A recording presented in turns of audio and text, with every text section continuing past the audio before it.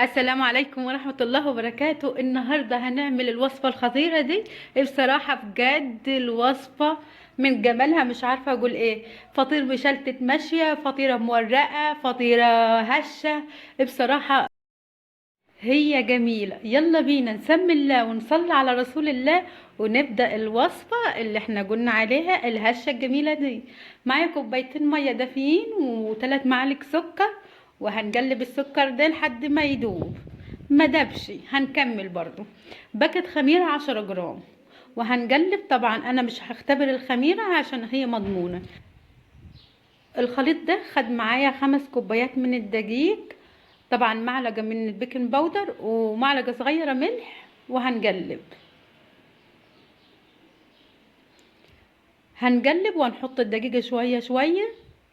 حطيت البيكنج باودر وهنقلبهم تقليبة حلوة كده.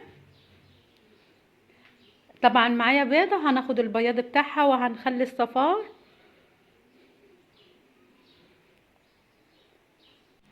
طبعا وحطيت معلقة الملح الصغيرة، وهنقلب العجينة بتاعتنا لحد ما تتماسك. وهنحط باقي كمية الدقيق، وهنكمل طبعا بيدي. ولو عندك شوية طاقة هعدني.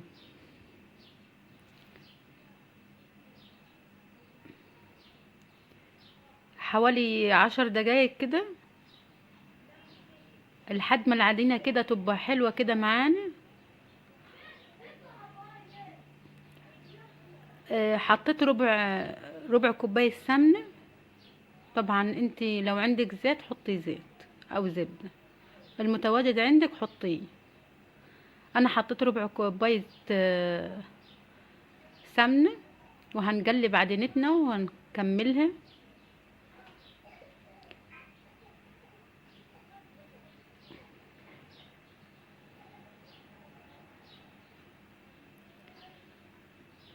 بصوا كده هوريكم سمك العجينة. طبعا وبعد ساعة الا ربع كده حجمها اتضاعف معانا. هنديها بوكس حلو كده وهنطلعها على سطح العمل.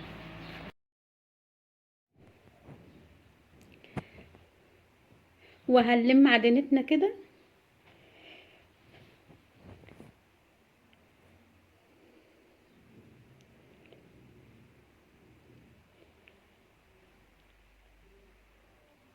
بصوا على جمال العجينة بصراحة. بعد ما خلاص طلعت عزيمتي وطاقتي فيها، بصوا جمالها ولا اجدع عدان.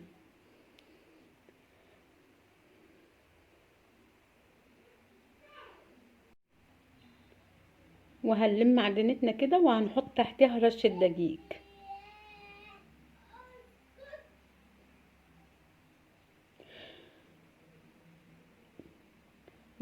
هنخليها مستطيلة كده عشان نقطعها برشة الدقيق.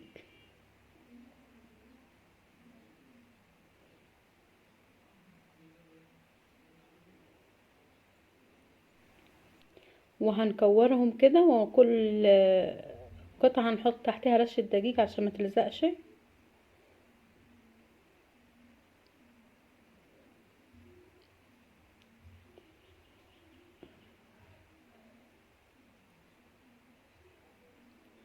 طبعا قطعتها ل6 فطاير،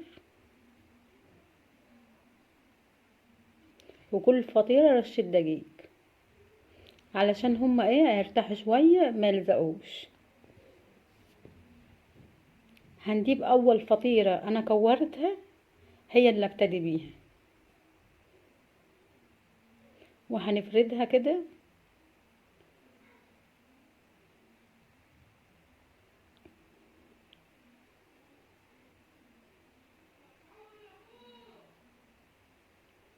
لحد ما تبقى خفيفة معانا. طبعا ان الشبه حسيتها صغيرة فانا جبت واحدة غيرها. وهنكمل فرد.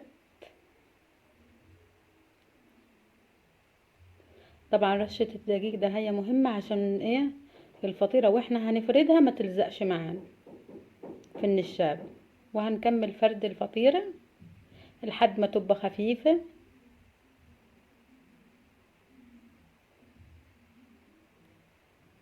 حسيتها خفيفة كده وخلاص. هندهن وشها سمنة كده، مسحة خفيفة من السمنة وفي كل الفطيرة طبعا.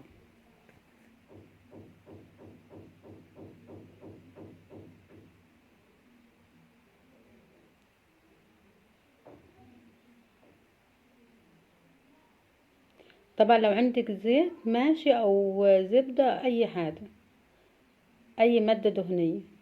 هنقطعها نصين وهنلم النص الاول معانا كده، هنظبط. بصوا كده بكل سهولة.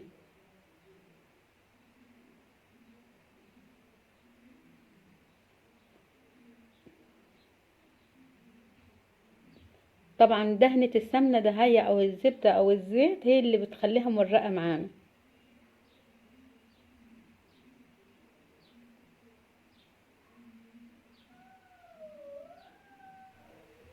طبعا هنضيف فطيرة تاني ورشة دقيق من تحت ورشة دقيق من فوق وهنفردها طبعا. بصوا كده، وبكل سهولة هتفردوها لان خلاص ارتاحت معانا 10 دقايق. طبعا ال10 دقايق هتفرق معانا في الفرد، ورشة الدقيق طبعا هتساعدنا في الفرد. بس نحاول في اخر الفطيرة ما نحطش دقيق، علشان ايه؟ لما نحط المادة الدهنية تبقى ايه، ما تاخدش سمنة او زبدة كتير. بصوا انا في الاخر ما بحطش دقيق.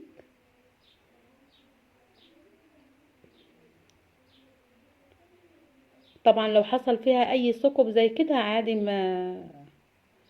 وهندهنها كده.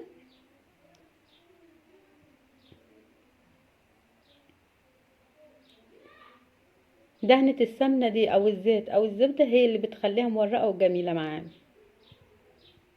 طبعا لو وصلتوا لحد هنا، انا ام بلال ودي قناتي.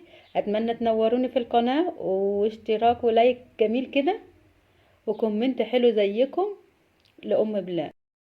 وبعد ما خلصت كل الكمية وريحتهم 10 دقايق كده، هنضيف صفار البيض اللي في الاول احنا خلناه وهندهن وشهم بيه.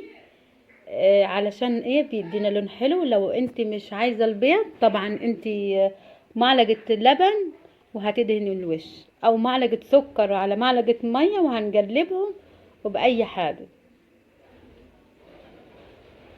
بصراحة البيض بيدوهم لون كده خطير.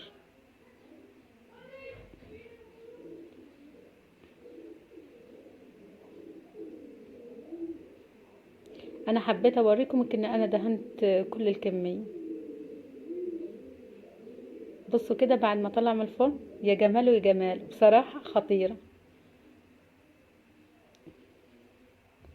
وكده هشة وحلوة ومورقة. واحلى ما فيها التوريق. طبعا ال5 كوبايات دقيق عملوا معانا الكمية الحلوة دي. طبعا بجد الفطيرة دي جميلة بشوية عسل وبالهنا والشفا. واحلى ما فيها طبعا التوريق. و5 الكوبايات دقيق عملوا معانا الكمية الحلوة دي. بصوا جمال الفطائر، بصوا جمال الفطائر كده. بصوا التوريقة بتاعت الفطيرة. طبعا ال5 كوبايات دقيق عملوا معانا الكمية دي. طبعا لو عجبكم الفيديو دوسوا لايك واشتراك وتفعيل زر الجرس علشان يوصلكم كل جديد. والسلام عليكم ورحمة